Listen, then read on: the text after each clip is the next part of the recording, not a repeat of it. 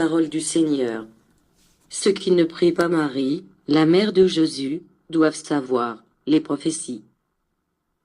Pour que le Verbe de Dieu habite l'humanité et qu'il lui montre le chemin de sa restitution, par le biais de sublimes exemples de son amour, le Père mit tout en œuvre. En premier lieu, il inspira les prophètes, qui devaient annoncer la forme sous laquelle le Messie viendrait au monde, ainsi que son œuvre, ses souffrances et sa mort en tant qu'homme, afin que celui qui connaisse les prophéties reconnaisse le Christ à l'instant même de son apparition sur la terre. Bien des siècles précédant la présence sur terre de Jésus, le prophète Isaïe dit, en conséquence, le Seigneur vous donnera ce signe, c'est ainsi que la Vierge concevra et mettra au monde un fils, qui se prénommera Emmanuel, ce qui signifie Dieu avec nous. Par cette prophétie parmi d'autres, il annonça la venue de Jésus. Dans ses psaumes débordants de douleur et de sens prophétique, David, de nombreux siècles avant l'arrivée de Jésus, chantait déjà les souffrances du Messie durant la crucifixion. Dans ces psaumes, il parle de l'une des 7 paroles sur la croix, annonçant le mépris avec lequel les multitudes devaient conduire Jésus au sacrifice, les phrases moqueuses des hommes en entendant que le Père était en moi, la solitude que je devais expérimenter devant l'ingratitude humaine, tous les tourments auxquels je devrais être exposé et jusqu'au tirage au sort de mes vêtements. Chacun des prophètes vint pour annoncer la venue de Jésus, préparer les chemins et donner des signes précis pour que personne ne soit confondu le jour de son arrivée. Marie, la mère charnelle de Jésus. Depuis le premier temps, les patriarches et les prophètes commencèrent à parler de l'Avènt, de la venue du Messie.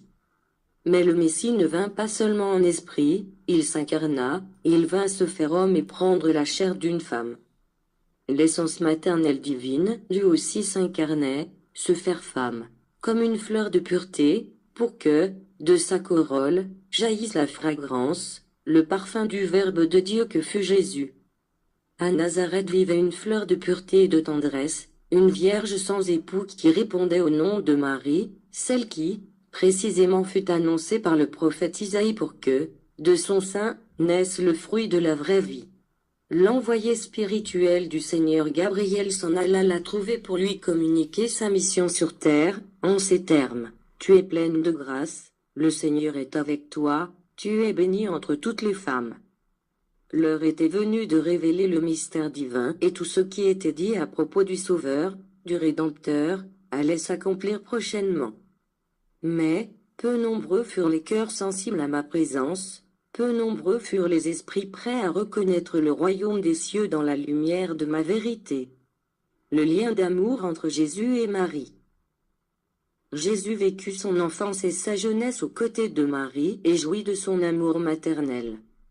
La tendresse divine faite femme adoucit les premières années de la vie du Sauveur dans ce monde, parce qu'une fois arrivé le moment, il lui faudrait boire tant d'amertume. Comment est-ce possible que quelqu'un puisse penser que Marie, qui sentit se former dans son propre sein le corps de Jésus, et qui vivait aux côtés du Maître, puisse manquer d'élévation spirituelle, de pureté et de sainteté? Celui qui m'aime devra d'abord aimer tout ce qui est mien et tout ce que j'aime, dit le Seigneur. Prie Marie, afin qu'elle intercède pour toi auprès de son Fils Jésus et contemple la plénitude des grâces, la grâce des grâces. L'amour de Marie est une bénédiction pour toi.